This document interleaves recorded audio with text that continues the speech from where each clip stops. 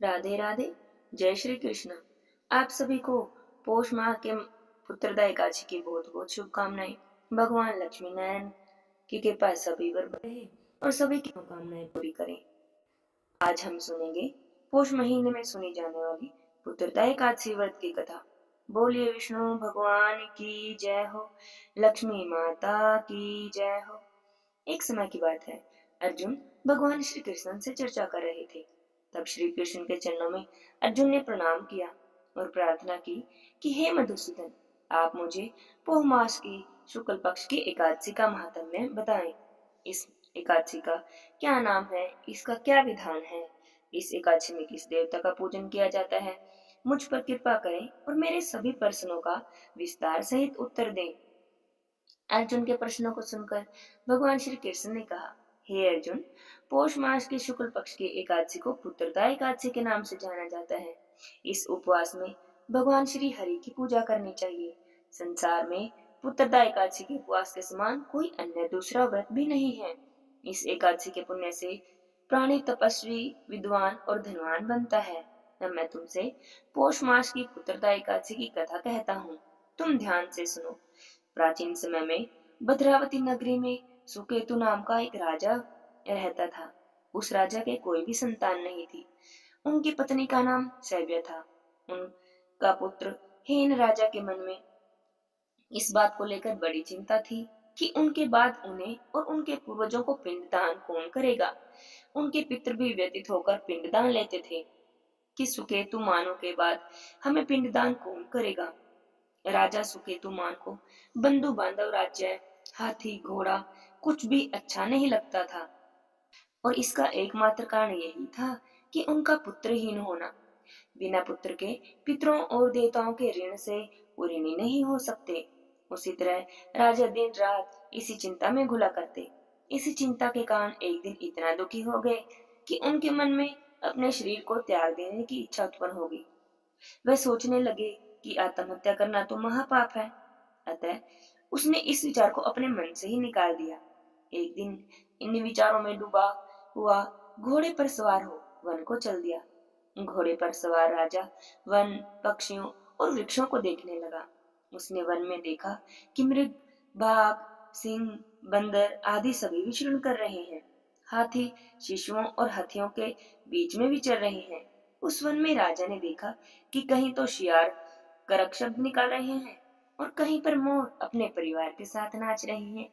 One के दृश्य को देखकर राजा और भी अधिक दुखी हो गए कि उनकी संतान क्यों नहीं है। बस इसी तरह सोच विचार में दोपहर हो गई और वह सोचने लगा कि मैंने तो बहुत सारे यज्ञ किए, ब्राह्मणों को भी संतुष्ट किया, ब्राह्मणों को स्वादिष्ट भोजन भी करवाया, फिर मुझे यह दुख क्यों मिल रहा है। आखिर इसका कारण क्या है। मैं अपनी व्यथा किससे कहूँ। कौन मेरी समस्या का समाधान कर सकता है। अपने विचारों में खोए हुए राजा को थोड़ी देर के बाद ही प्यास लगने लगी। राजा पानी की तलाश में आगे बढ़ा। कुछ दूर जाने पर उसे एक सरोवर दिखाई दिया। उस सरोवर में कमल के फूल खिले थे। सारस, हंस, घड़ियाल सभी जल में क्रीड़ा कर रहे थे। सरोवर के चारों ओर ऋषियों के आश्रम थे। अचानक से राजा के दाहिने अंग फड़कने लगे।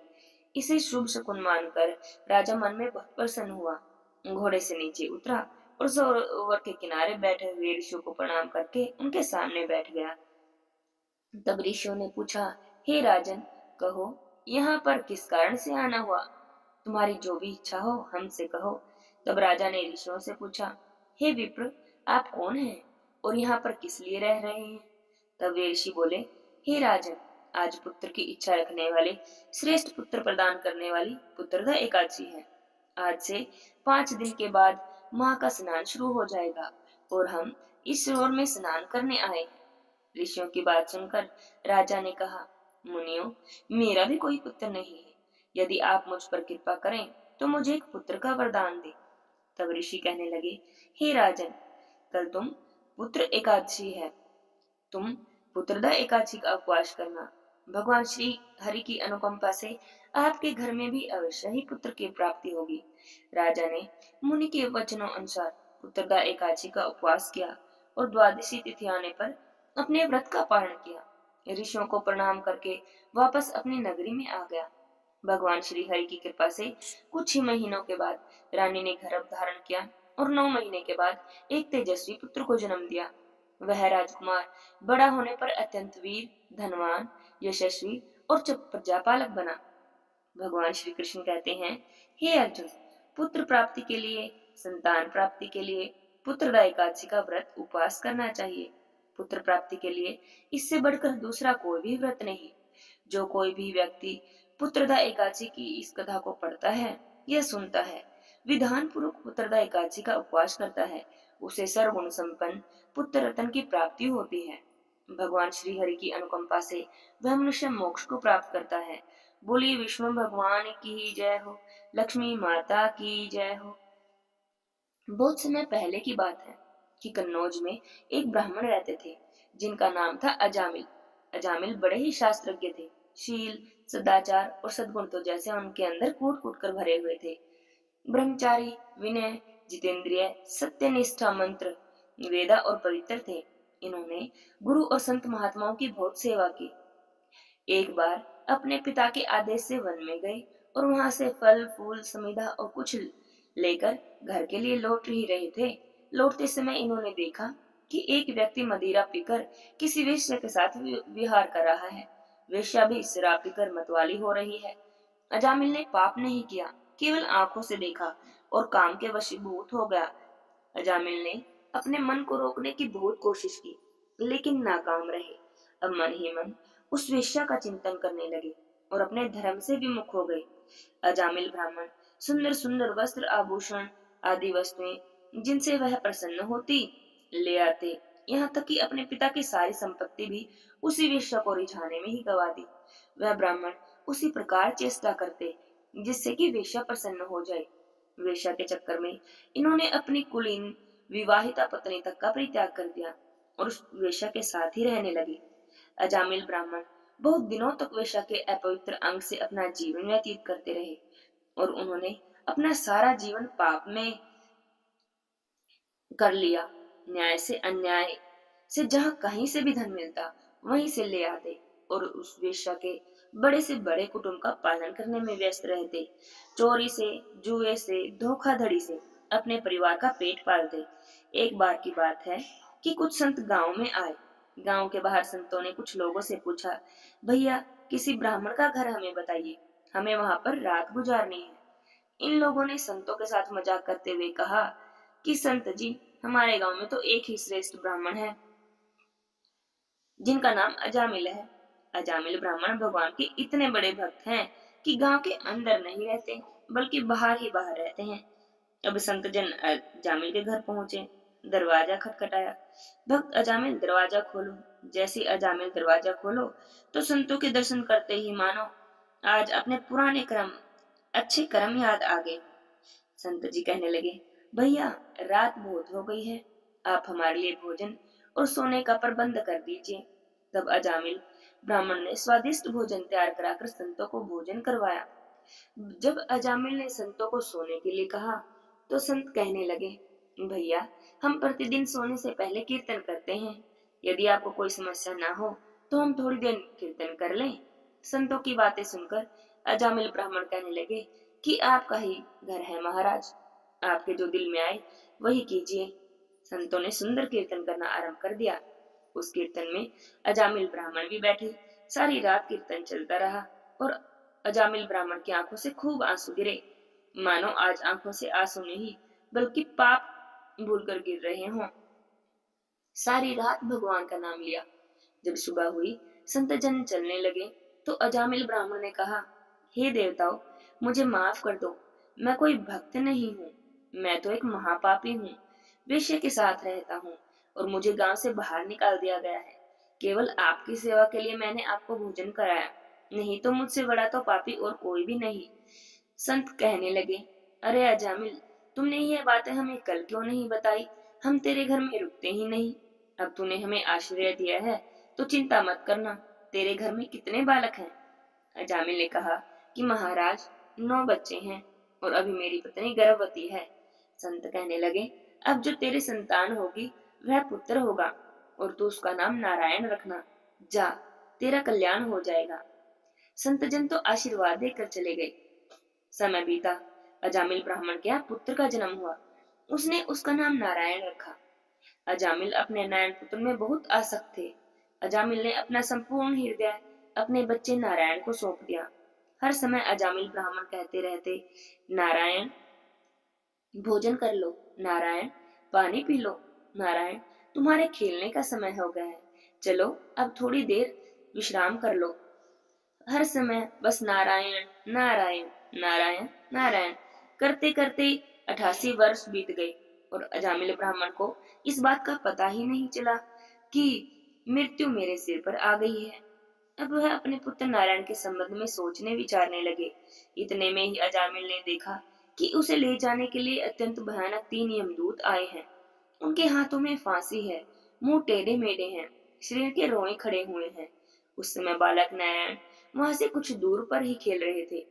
यमदूतों को देखकर अजामिल ब्राह्मण बहुत डर गए और अपने पुत्र को पुकारते हुए बोले, नारायण नारायण मेरी रक्षा करो, नारायण मुझे बचाओ, नारायण मेरी रक्षा करो। भगवान के पार्षदों ने देखा कि यह मरते समय हमारे स्वामी नारायण का नाम ले रहा है, उनके नाम का ही कीर्तन कर रहा है, अतः वे बड़े वेग से झटपट वहां पर आ गए। उस समय यमराज के दूत अजामिल के शरीर में से उसके सूक्ष्म शरीर को खींच रहे थे। तब विष्णु दूतों ने बलपूर्वक आकर उन्हें रोक दिया। उनके रोकने पर यमराज के दूतों ने कहा, अरे धर्मराज की आज्ञा का निषेध करने वाले तुम लोग कौन हो? तुम किसके दूत हो? कहां से आए हो? और इसे ले जाने से हमें रोक क्यों रहे हो? जब यमदूतों ने इस प्रकार कहा, तब भगवान नारायण के आज्ञाकारी पार्षद हंसकर कहने लगे, यमदत्त, यदि तुम लोग सचमुच धर्मराज के आज्ञाकारी हो, तो हमें धर्म का लक्षण और धर्म का तत्व सुनाओ। दंड का पात्र कौन है? तब तब यमदूत कहने लगे, वेदों ने जिन कर्मों का विधान किया है वे धर्म है, जिनका निषेध किया है वे अधर्म है। वेद स्वयं भगवान के स्वरूप है, वे उनके स्वाभाविक श्वास पर श्वास एवं स्वयं प्रकाश ज्ञान है, ऐसा हमने सुना है। पाप कर्म करने वाला मनुष्य अपने अपने कर्मों के अनुसार दंडनीय होते हैं। भगवान के पार्षद कहने लगे, यमदूत, तो यह तो बड़े ही आश्चर्य और खेद की बात है। धर्मजीत प्रवेश कर रहा है, क्योंकि वहां पर निरपराध और अदंडाडा होकर भी सही भगवान के परम कल्याण में नाम नारायण इस शब्द का उच्चारण किया। जिस समय इसने नारायण इन 4 अक्षरों का उच्चारण किया, उसी समय केवल उतने से ही इस पापी के सभी पापों का प्रायश्चित हो गया। चोर, शराबी, मित्रद्रोही, ब्रह्मघाती, गुरुपत्नी गामी ऐसे लोगों का संसर्ग, स्त्री, राजा, पिता, गाय को मारने वाला, चाहे जैसा और चाहे जितना भी बड़ा पापी हो, सभी के लिए यही इतना ही सबसे बड़ा प्रायश्चित है कि भगवान के नामों का उच्चारण कर लिया जाए, क्योंकि भगवान के नामों के उच्चारण से मनुष्य की बुद्धि भगवान के गुण, लीला और स्वरूप में रम जाती है और सम भगवान की उसके प्रति आत्मीय बुद्धि हो जाती है। तुम लोग अजामिल को मत ले जाओ, इसने सारे पापों का प्रायश्चित कर लिया, क्योंकि इसने मरते समय भगवान के नाम का उच्चारण किया है। इस प्रकार भगवान के पार्षदों ने भगवत धर्म का पूरा पूरा निर्णय सुना दिया और अजामिल को यमदूतों के पास से छुड़ाकर मृत्यु के मुख से बचा लिया। भगवान की महिमा सुनने से अजामिल के हृदय में शीघ्र ही भक्ति का उदय हो गया। अब उसे अपने पापों को याद करके बड़ा प्रायश्चित होने लगा। अजामिल मन ही मन सोचने लगा, अरे मैं कैसे इंद्रियों का दास बन गया हूँ। मैंने एक वेश्या के गर्भ से पुत्र उत्पन्न किया और अपना ब्राह्मण भाव ही नष्ट कर दिया। यह तो बड़े ही दुख की बात है। मुझे धिक्कार है, मुझे बार बार धिक्कार है। मैं संतों के द्वारा निंद हुआ, मैं पाप में हूँ। मैंने अपने कुल को कलंक का टीका लगा दिया है। मेरे माँ बाप बूढ़े और तपस्वी थे, मैंने उनका भी त्याग कर दिया। ओहो, मैं कितना कीर्तिघन हूँ। मैं अब अवश्य ही अत्यंत भयानक नरक में गिराया जाऊंगा, जिसमें गिरकर धर्म घाती पाप आत्मा काम पुरुष अनेक प्रकार की यातनाएं भोगते हैं। कहाँ तो मैं महाकपटी पापी निर्लज और ब्रह्म तेज को नष्ट करने वाला, और कहाँ भगवान का वह परम मंगल में नारायण नाम। सचमुच मैं तो कृतार्थ हो गया। अब मैं अपने मन, इंद्रिय और प्राणों को वश में करके ऐसा प्रयत्न करूंगा कि फिर अपने को घोर अंधकार में नरक में ना डालूं। मैं यमदूतों के डर से अपने पुत्र नारायण को पुकारा और भगवान के पार्षद प्रकट हो गए। यदि मैं वास्तव में ही नारायण को पुकारता, तो क्या आज श्री नारायण मेरे सामने प्रकट नहीं हो जाते? अब तो अजामिल के चित्त में संसार के प्रति वैराग्य हो गया। वे सबसे संबंध और मोह छोड़कर हरिद्वार चले गए। उस देवस्थान में जाकर वे भगवान के मंदिर में आसन लगाकर बैठ गए और उन्होंने योग के मार्ग का आश्रय लेकर अपनी सारी इंद्रियों को विषय से हटाकर मन में लीन कर लिया, मन को बुद्धि में मिला लिया। इसके बाद आत्म चिंतन के द्वारा उन्होंने बुद्धि को विषय से पृथक कर लिया और भगवान के धाम का अनुभव स्वरूप पर ब्रह्म में जोड़ दिया।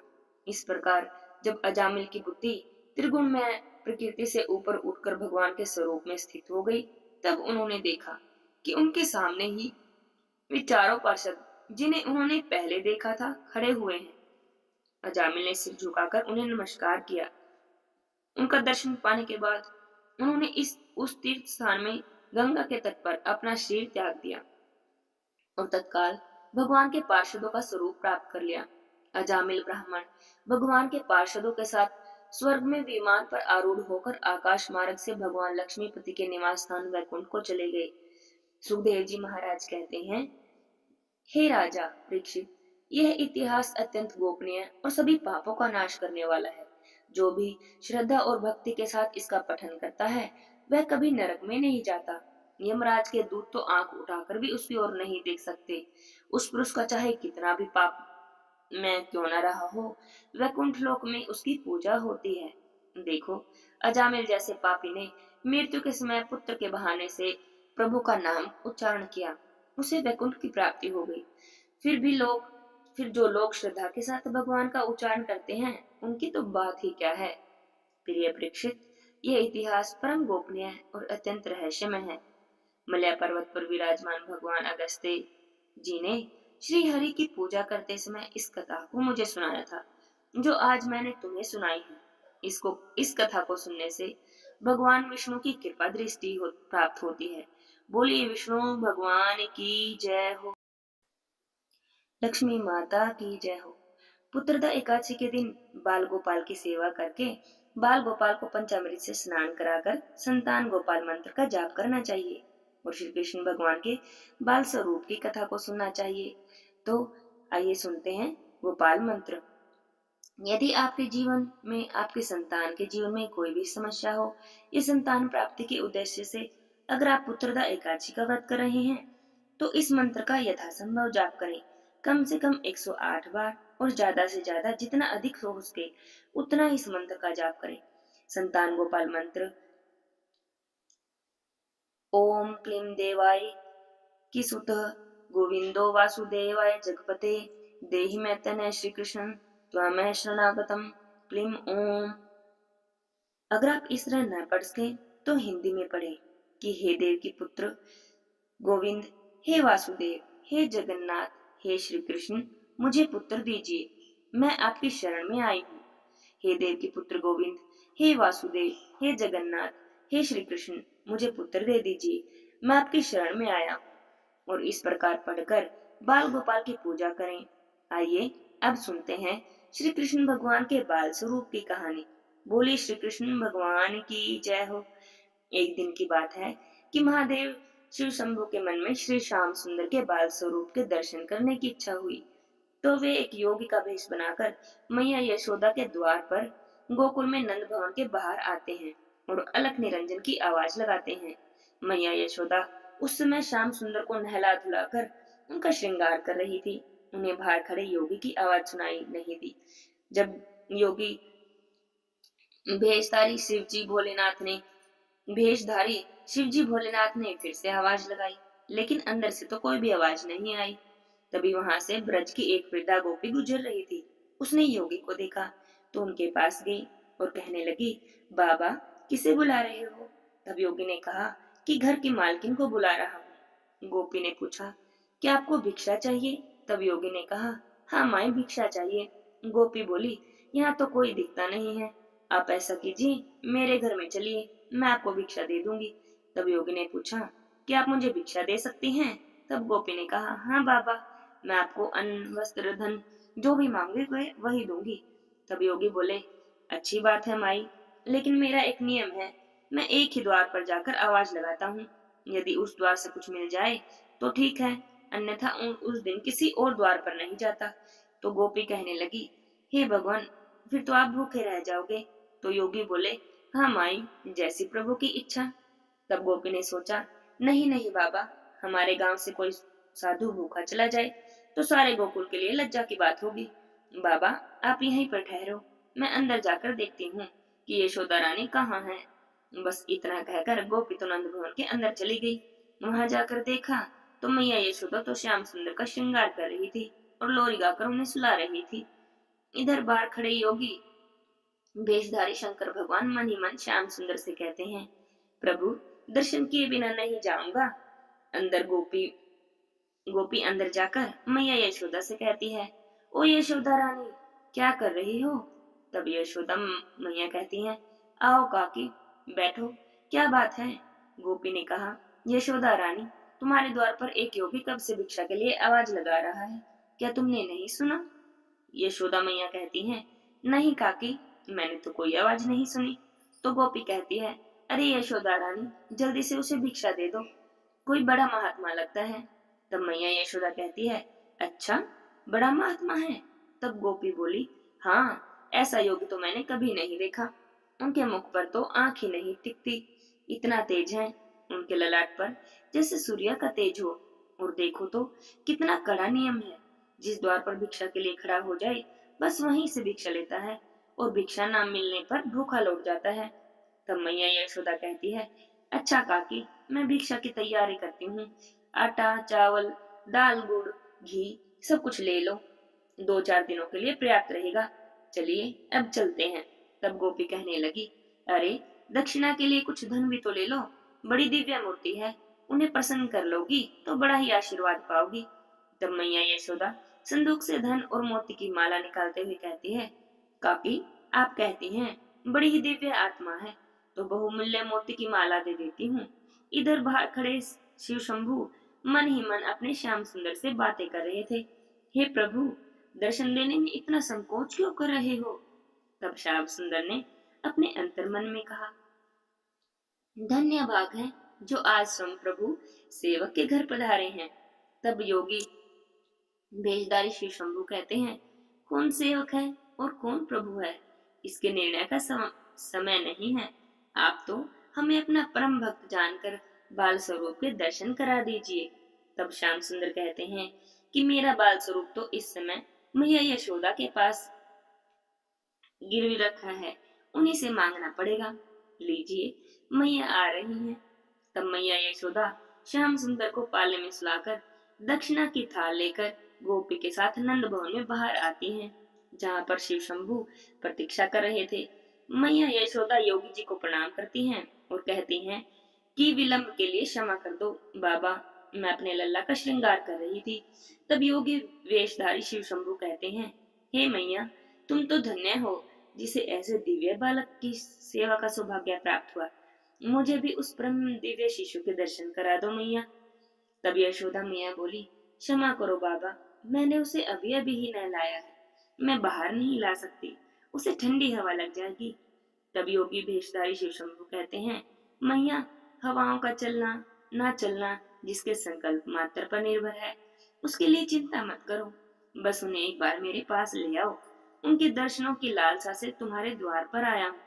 लेकिन मैया यशोदा तो नहीं मानती और कहती हैं, नहीं योगी बाबा, मैं न बाहर लाऊंगी, अब आप यह भिक्षा ग्रहण करो और मुझे क्षमा करो। तब योगी वेशधारी शिव शंभु भिक्षा के लिए थाल की ओर देखकर कहते हैं, मैया, यह मोती मानिक धन तो मेरे लिए पत्थर के टुकड़े हैं, यह मेरे किस काम के, मुझे इनका लोभ नहीं, चाहो तो ऐसे हीरे मोती मानिक मुझसे ही ले लो, बस मुझे लल्ला के दर्शन करा दो, मेरी वही भिक्षा है। तब योगी भेषधारी शिव शंभु अपने कमंडल से हीरे मोती निकालकर मैया यशोदा जी के भिक्षा के थाल में रख देते हैं, जिसे देखकर मैया यशोदा आश्चर्यचकित हो जाती है और गोपी से कहती है, काकी, यह तो कोई साधारण साधु नहीं, कोई मायावी है। तब मैया यशोदा आंखों में आंसू भरकर योगी वेशधारी शिव शंभु से कहती हैं, देखो योगी बाबा, तुम जैसे कई मायावी पहले भी आ चुके हैं, सब इसी प्रकार की चिकनी चुपड़ी बातें करते हैं। तेरा लाल तो बड़ा दिव्य बालक है, उसका दर्शन करा दो, उसे मेरी गोद में दे दो, फिर सब के सब उसका अनिष्ट करने की चेष्टा करते हैं। मेरे लाला ने आप लोगों का क्या बिगाड़ा है जो आप सब उसके शत्रु बन गए हैं? फिर तो बहुत ही कड़े शब्दों में मैया यशोदा कहती हैं कि अगर आपको भिक्षा चाहिए तो ले लीजिए, नहीं तो अपने स्थान पर पधारिए, मैं अपने लल्ला को बाहर ना लाऊंगी। तब शिव शंभु कहते हैं, ओ मैया, ऐसी कठोर ना बनो, मैं बहुत दूर कैलाश पर्वत से आया हूँ। पर यशोदा मैया तो फिर से कहती हैं, कैलाश में थे तो वहीं पर भगवान शिव के दर्शन कर लेते, यहाँ पर क्यों आए हो? तब योगी भेषधारी शिव शंभु कहते हैं, हे भोली मैया, भगवान के साक्षात दर्शन करना कोई कठिन काम नहीं, पर उनके बाल स्वरूप के दर्शन करना बड़ा ही दुर्लभ है, और उन्हीं की लालसा से तुम्हारे द्वार पर आया हूँ। कई कई युगों के बाद यह दर्शन मिलते हैं। पर मैया यशोदा से तो अपनी बात पर अड़ी रही। नहीं नहीं योगी बाबा, मुझे क्षमा कर दो, मैं बाहर ना लाऊंगी। मेरे पति की आज्ञा है कि किसी भी अनजान व्यक्ति के सामने अपने लल्ला को मत लाना। मैया यशोदा को इस प्रकार अपने फैसले पर अड़े हुए देखकर भगवान भगवान श्याम सुंदर ने श्री योग माया को पूर्णमासी बुआ, जो कि स्वयं भगवती योग माया है, उन्हें उस स्थान पर भेजते हैं जहाँ पर यह वाद विवाद चल रहा था। पूर्णमासी बुआ आते ही कहती हैं, अरे यशोदा रानी, ये कोई अनजान व्यक्ति नहीं है, मैं तो इन्हें अच्छी तरह से जानती हूँ। मैंने कहा था ना कि गोकुल में आने से पहले काशी में रहती थी, वहीं पर मैंने इनके दर्शन किए थे। यह तो सचमुच परम दिव्य शक्ति है। और ऐसा कहते हुए पूर्णमासी बुआ आंखों में आंसू की धार लेकर भगवान शिव के चरणों में अपना शीश रख देती हैं और उन्हें प्रणाम करती हैं। उठकर यशोदा मैया से कहती हैं, यशोदा, इन्हें अपने लल्ला के दर्शन करा दो, इनका आशीर्वाद पाकर तेरा लल्ला बड़ा प्रसन्न हो जाएगा।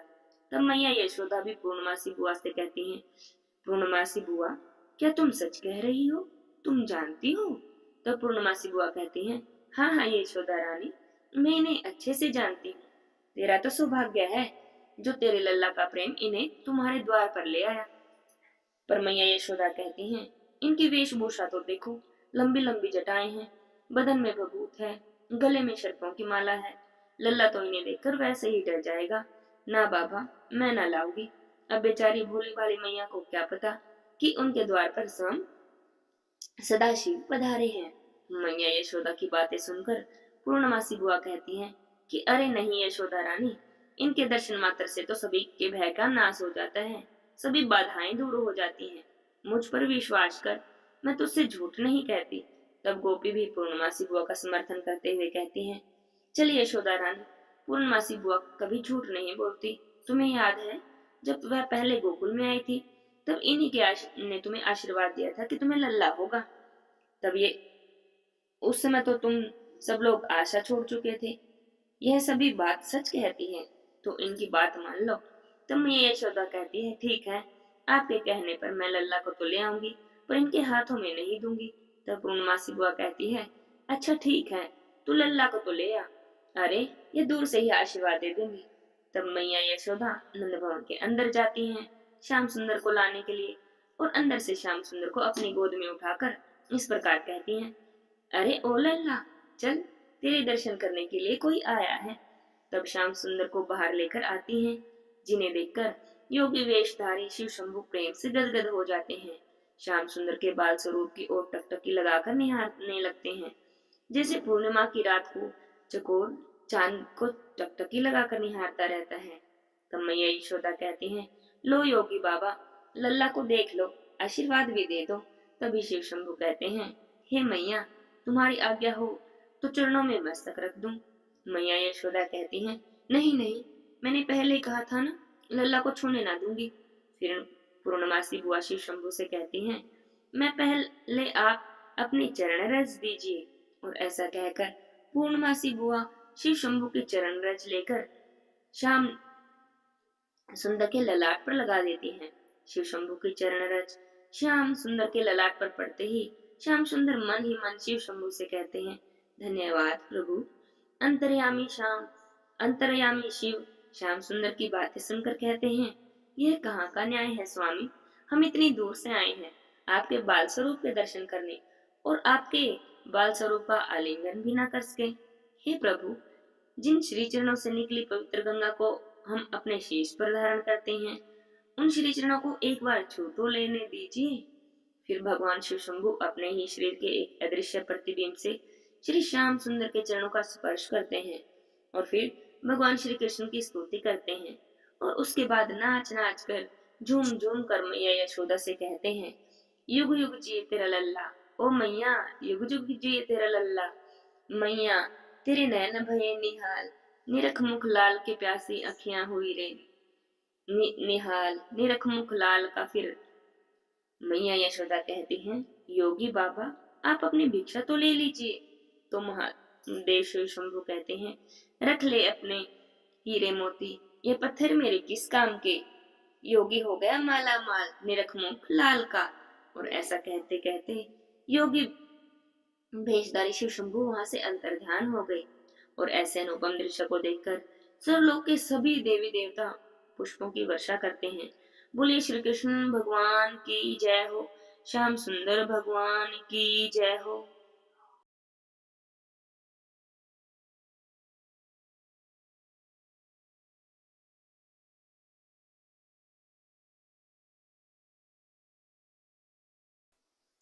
अब सुनते हैं तुलसी माता की कथा। बहुत समय पहले की बात है, किसी गांव में एक बुढ़िया माई रहती थी। बुढ़िया माई भगवान विष्णु की भक्त थी। रोज भगवान विष्णु के मंदिर में जाती और पूजा करती। मंदिर से आते समय तुलसी देवी की पूजा करती और तुलसी देवी के बड़े को सींचती, पूजा करती, परिक्रमा करती, वहां पर साफ सफाई करती। ये उसका रोज का नियम था। अपनी पूजा पाठ समाप्त करके जब घर को आती तो तुलसी माता से प्रार्थना करती, हे तुलसी माता मैं तेरा बेड़वा सींचती हूँ, तू मुझे, हे तुलसी माता सतगी दाता मैं बिड़वा सिचू तेरा, तू कर निस्तारा मेरा। हे तुलसी माता अड़वा दे, गड़वा दे, पीताम्बर की धोती दे, मीठा मीठा घास दे, बैकुंठ का वास दे, चटके की चाल दे, पटके की मूत दे, झालर की झनकार दे, दाल भात का जिमन दे, एकादशी का दिन दे और कृष्ण का कांदा दे। ऐसी प्रार्थना बुढ़िया माई रोज करती। बुढ़िया माई की प्रार्थना सुनकर तुलसी माता सूखने लगी। भगवान ने देखा तो उन्हें बड़ी चिंता हुई। उन्होंने तुलसी माता से पूछा, हे देवी क्या बात है, तुम्हारे पास तो इतनी औरतें आती हैं, तुम्हारी पूजा करती हैं, गाती हैं, बजाती हैं, और तुम्हें तो खुश होना चाहिए, हरी भरी होना चाहिए, फिर भी तुम सूखती जा रही हो। तब तुलसी माता बोली, हे भगवान बस मेरे मन की मत पूछो। जब भगवान हंसकर बोले कि हे देवी मैं नहीं पूछूंगा तो और कौन पूछेगा, बताओ तो सही आपको क्या समस्या है। तब तुलसी माता बोली, हे भगवान आप जो कह रहे हैं वह सब सच है। मेरे पास इतनी औरतें आती हैं, मेरी पूजा करती हैं, गाती हैं, बजाती हैं, मेरा तो मन लगा रहता है। लेकिन एक बुढ़िया माई आती है, रोज मेरी पूजा करती है, परिक्रमा करती है और फिर प्रार्थना करती है, हे तुलसी माता मैं बिड़वा सींचू तेरा, तो तुम मुझे बहू दो। तुलसी माता सत की दाता मैं बिड़वा सींचू तेरा, तू कर निस्तारा मेरा। तुलसी माता अड़वा दे, गड़वा दे, पीताम्बर की धोती दे, मीठा मीठा घास दे, बैकुंठ का वास दे, चटके की चाल दे, पटके की मौत दे, झालर की झनकार दे, दाल भात का जीवन दे। हे तुलसी देवी बस इतनी सी बात है, आप चिंता मत करो। जब बुढ़िया माई की मृत्यु होगी तो मैं उसे अपना कांधा देने जरूर आ जाऊंगा। तो तुलसी माता ने कहा, सोच लीजिए भगवान आप वचन दे रहे हैं। तब भगवान हंसकर बोले, हे देवी मैं वचन देता हूँ, मैं जरूर आऊंगा। धीरे धीरे समय बीता और बुढ़िया माई मर गई। और बुढ़िया माई हर दिन भगवान विष्णु के मंदिर में जाती और तुलसी माता की पूजा करती और प्रार्थना करके घर में आ जाती। एक दिन की बात है, एकादशी का दिन था। बुढ़िया माई तुलसी माता की पूजा प्रार्थना करके अपने घर को आ रही थी तो आते समय उसे ठोकर लग गई। ठोकर खाकर गिर पड़ी। पड़ते ही बुढ़िया माई के तो प्राण निकल गए, उसकी मृत्यु हो गई। बुढ़िया माई को गिरते देखा तो सभी लोग बुढ़िया माई को उठाने आए, लेकिन पतले दुबले शरीर की बुढ़िया माई तो इतनी भारी हो गई कि 4-5 लोग मिलकर भी उन्हें नहीं उठा सके। अब लोगों को अब तो बातों बनाने का बहाना मिल गया। सभी लोग आपस में चर्चा करने लगे, बुढ़िया माई तो बड़ी संस्कारी थी, रोज पूजा पाठ करती थी, लगता है पूजा पाठ भी पापी मन से ही करती थी, तभी तो मरते ही इतनी भारी हो गई कि किसी से उठाए भी नहीं उठ रही। ऐसी चर्चा पूरे गांव में होने लगी। तुलसी माता ने सुना तो उन्हें बड़ा दुख हुआ, क्योंकि बुढ़िया माई तो बड़ी नेक थी, पूजा पाठ करती थी। बुढ़िया माई के बारे में उल्टी सीधी बातें करने लगे लोग, तो तुलसी माता को तो बड़ा दुख हुआ। उन्होंने भगवान कृष्ण को याद किया, हे भगवान अपना वचन पूरा कीजिए, आपका वचन पूरा करने का समय आ गया है। अब तुलसी माता बुलाए और भगवान श्री कृष्ण न आए, ऐसा तो हो नहीं सकता। भगवान तुरंत ही एक बूढ़े ब्राह्मण का वेश बनाकर आ गए और भगवान को आया देखकर देखा तो तुलसी माता ने भी एक ब्राह्मण का वेश बना लिया। आकर ब्राह्मण बने भगवान ने सब लोगों से पूछा, क्या बात है इतनी भीड़ क्यों लगा रखी है। तब सभी लोग कहने लगे कि एक बुढ़िया माई मर गई है, बहुत पापनी थी, इसलिए इतनी भारी हो गई है कि किसी से उठाई भी नहीं उठ रही। अब देखो पंडित ज्योतिषी बुलवाए, वैसा करेंगे। तो भगवान बोले, भाई थोड़ी बहुत पुण्यताई तो मैं भी कर लेता हूँ, लाओ मैं देखूं जरा क्या बात है। ऐसा कहकर भगवान ने बुढ़िया माई के पास गए और जाकर बुढ़िया माई के कान में बोले, ले बुढ़िया माई तू भी अपने मन की कर ले। बुढ़िया माई अड़वा ले, गड़वा ले, पीताम्बर की धोती ले, मीठा मीठा घास ले, वैकुंठ का आवास ले, चटके की चाल ले, पटके की मौत ले, झालर की झनकार ले, दाल भात का जिम्मन ले, एकादशी का दिन ले और कृष्ण का कांधा ले। भगवान का इतना कहना था कि बुढ़िया माई तो फूलों से हल्की हो गई। बुढ़िया माई को अपने कंधे पर भगवान ने उठा लिया और ले गए। बुढ़िया माई की मुंह की हो गई, हे तुलसी माता, जैसे आपने बुढ़िया माई की मनोकामना पूरी की, जैसे उनको मुक्ति दी, ऐसे ही सबकी मनोकामना पूरी करना। सबके घर में खूब अन्न धन देना, खूब धन संपत्ति देना, शांति देना, सबकी मनोकामनाएं पूरी करना। बोले तुलसी माता की जय हो। एक बार एक तपसी था और लपसी था, दोनों मित्र थे। दोनों ही भगवान की पूजा करते। तपसी रोज भगवान की तपस्या करता और लपसी रोज सवा शेर की लापसी बनाता, भगवान को भोग लगाता, घंटी बजाता और जीम लेता। एक दिन दोनों में बहस छिड़ गई कि दोनों में बड़ा कौन है। दोनों कहने लगे कि मैं बड़ा हूँ और मैं बड़ा हूँ। पास में से ही नारद जी गुजर रहे थे। जब उन्होंने उनकी लड़ाई झगड़ा सुना तो पास आकर पूछा कि क्या बात है। दोनों कहने लगे, लपसी कहने लगा मैं बड़ा हूँ क्योंकि मैं भगवान की ज्यादा तपस्या करता हूँ। लपसी कहने लगा कि मैं रोज भगवान को सवा शेर लापसी का भोग लगाता हूँ तो मैं बड़ा हूँ। हम दोनों की बातें सुनकर नारद मुनि ने कहा, कोई बात नहीं, कुछ ही दिनों के बाद मैं तुम्हारी इस समस्या का भी हल कर दूंगा। तो रोज की तरह अगले दिन जब वे नहाने गए तो नारद जी ने अपनी माया से उनकी रास्ते में 100 करोड़ की अंगूठी रख दी। अब जब तपसी नहाने के लिए नदी की ओर जा रहा था तो उसने अंगूठी को देखा। उसके मन में लालच आ गया। उसने सोचा इतनी महंगी अंगूठी है, मैं तो इसे बेचकर खूब धन आएगा और बहुत बड़ा यज्ञ हवन करूंगा और खूब तपस्या करूंगा तो इससे मैं बड़ा सिद्ध हो जाऊंगा। इसके बाद जब लपसी नहाने गया तो उसे भी अपने रास्ते में अंगूठी दिखी। तो उसने मन में सोचा, अरे पता नहीं किसकी अंगूठी गिर गई है, तो कोई जो खोज रहा होगा बड़ा दुखी होगा। और यह सोचकर उसने वह अंगूठी पास ही के एक मंदिर में रख दी कि अगर कोई अपनी अंगूठी को ढूंढने आएगा, भगवान को प्रार्थना करेगा तो उसे यह दिख जाएगी और अपनी अंगूठी को ले जाएगा। और रोज की तरह नित्य नियम से आकर भगवान को लापसी का भोग लगाया और जिम लिया। अब नारद जी भगवान उनके पास आए और दोनों ने उठकर भगवान को प्रणाम किया। तो तपसी के पैर के नीचे से वह अंगूठी निकली। तब भगवान नारद जी कहने लगे, देखो तपसी, तुमने इतना तपस्या की लेकिन फिर भी तुम्हारे मन का लालच ना गया, जिसे तुम्हारी इतने दिनों की तपस्या और भक्ति भी सब चली गई। तो इस तरह तो लपसी ही बड़ा है।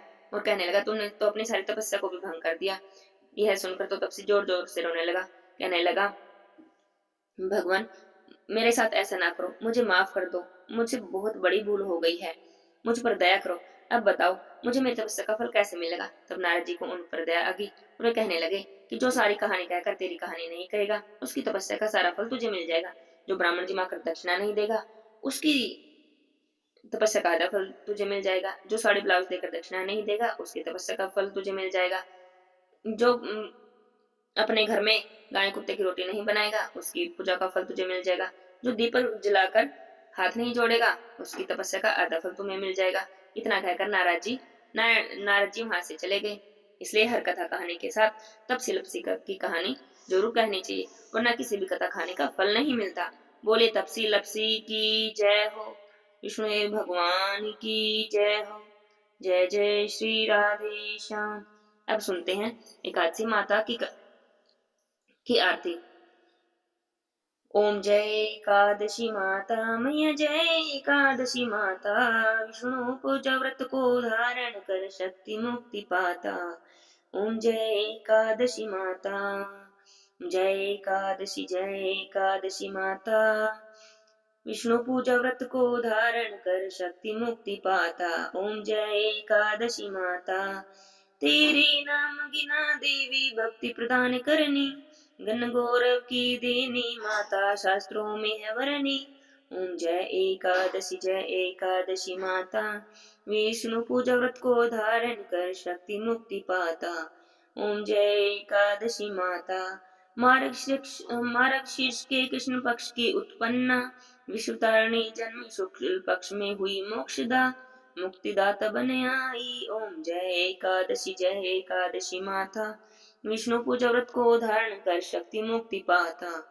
ओम जय एकादशी माता, कृष्ण पक्ष की सफला नाम है, शुक्ल पक्ष में होए पुत्रदा, आनंद अधिक रहे। ओम जय एकादशी माता, विष्णु पूजा व्रत को धारण कर शक्ति मुक्ति पाता। ओम जय एकादशी माता, नाम षठ तिला माघ मास में कृष्ण पक्ष आवे, शुक्ल पक्ष में जया कहावे, विजय सदा पावे। ओम जय एकादशी माता, विष्णु पूजा व्रत को धारण कर शक्ति मुक्ति पाता। ओम जय एकादशी माता, फागुन कृष्ण पक्ष में शुक्ला आमल की, पाप मोचनी कृष्ण पक्ष में चित्र महाबल की। ओम जय एकादशी माता, विष्णु पूजा व्रत को धारण कर शक्ति मुक्ति पाता। ओम जय एकादशी माता, चैत्र शुक्ल में नाम कामदा धन देने वाली, नाम बरुथने कृष्ण पक्ष में वैशाख माहवाली। ओम जय एकादशी माता, विष्णु पूजा व्रत को धारण कर शक्ति मुक्ति माता। ओम जय एकादशी माता, चैत्र शुक्ल में नाम कामदा धन देने वाली, नाम बरुथने कृष्ण पक्ष में वैशाख माहवाली। ओम जय एकादशी माता, शुक्ल पक्ष में होए मोहिनी अपरा ज्येष्ठ कृष्ण पक्षी, नाम निर्जला सब सुख करने शुक्ल पक्ष रखी। ओम जय एकादशी माता, विष्णु पूजा व्रत को धारण कर शक्ति मुक्ति पाता। योगनी नाम साढ़ में जानो कृष्ण पक्ष करनी, देवसेनी नाम कहायो शुक्ल पक्ष धरनी। ओम जय एकादशी माता, विष्णु पूजा व्रत को धारण कर शक्ति मुक्ति पाता। कामिका श्रावण मास में आवे कृष्ण पक्ष कही, श्रावण शुक्ले होए पवित्रता आनंद से रही। ओम जय एकादशी माता, विष्णु पूजा व्रत को धारण कर शक्ति मुक्ति पाता। अजा भाद्रपद कृष्ण पक्ष की परिवर्तनी शुक्ला, इंदिरा अश्विनी कृष्ण पक्ष में व्रत से भव सागर निकला। ओम जय एकादशी माता, विष्णु पूजा व्रत को धारण कर शक्ति मुक्ति पाता। ओम जय एकादशी माता, पापा कुंशा शुक्ल पक्ष में आपहरण हारी, रमा मास कार्तिक में आवे सुखदायक भारी। ओम जय एकादशी माता, विष्णु पूजा व्रत को धारण कर शक्ति मुक्ति पाता। ओम जय एकादशी माता, देवोत्थानी शुक्ल पक्ष की दुखनाशक मैया, पावन मास में करो विनती पार करो नैया। ओम जय एकादशी माता, विष्णु पूजा व्रत को धारण कर शक्ति मुक्ति पाता। परमा श्री कृष्ण पक्ष में होती जन मंगल करनी, शुक्ल मास में होए पद्मिनी दुख दारिद्र हरनी। ओम जय एकादशी माता, विष्णु पूजा व्रत को धारण कर शक्ति मुक्ति पाता। ओम जय एकादशी माता, जो कोई आरती एकादशी की भक्ति सहित गावे, जिन गुरु दाता स्वर्ग का वासा निश्चय ही पावे। ओम जय एकादशी माता, विष्णु पूजा व्रत को धारण कर शक्ति मुक्ति पाता। ओम जय एकादशी माता, जय एकादशी माता की जय हो, विष्णु भगवान की जय हो, लक्ष्मी माता की जय हो। जय जय श्री राधे श्याम।